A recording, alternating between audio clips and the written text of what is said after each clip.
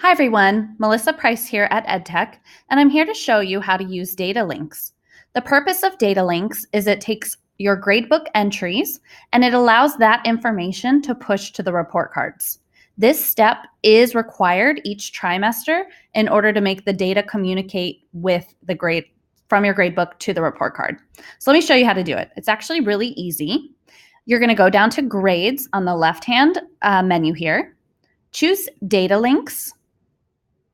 You're going to make sure you have the current trimester listed and load.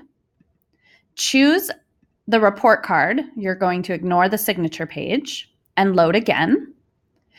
And once I'm here, see, I've already done these two, but if I'm starting from scratch, you're not actually going to notice your gradebooks listed. If I click on the box, they will then populate. So I'm going to select both my regular gradebook since I'm just using one, and I'm also going to choose my Science Specialist gradebook. Once I've done these two things, I'm going to save data links.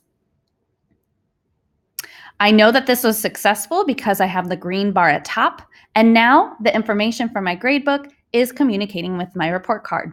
Voila! Let us know if you have any questions by reaching out to edtech@nmusd.us. Have a great day.